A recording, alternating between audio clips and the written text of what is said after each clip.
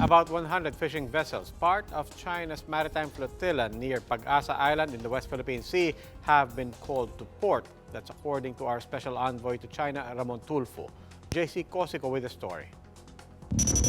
Amid tensions in the West Philippine Sea, Special Envoy to China Ramon Tulfo confirmed Tuesday that China has withdrawn 700 fishing boats near Pag-asa Island. I received a report from an emissary that yung 100 barko, fishing boats, ay winithdraw na sa Pag-asa.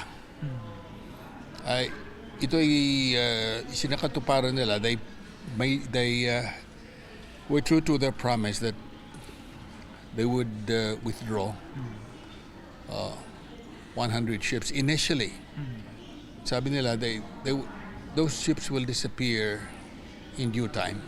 Tulfo said it is the initial withdrawal of Chinese vessels in the area. The backdoor talks began shortly after Tulfo was appointed Special Envoy to China back in November 2018. Discussions were held in Hong Kong and just recently in Beijing during the president's visit last April. Tulfo added that Chinese officials were polite during the discussions. He said China insisted on their claims in the disputed waters, but assured there won't be any aggressive moves as China, they said, loves President Rodrigo Duterte.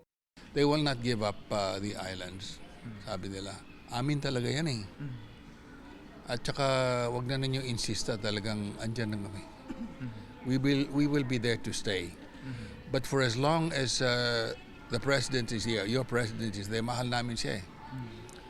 Hindi kami manggugulo. When asked about their stand when Duterte is no longer president, Paano kung wala na siya? Hindi sila kumibo.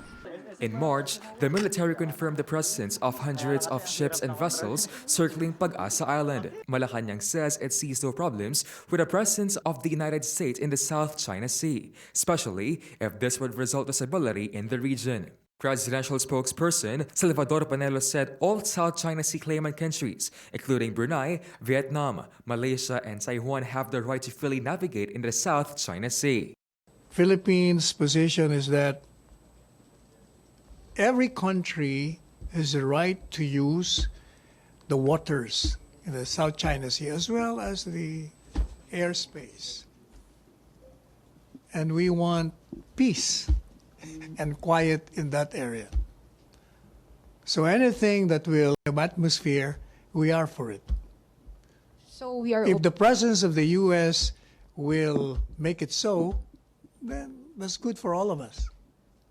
All of the claimants.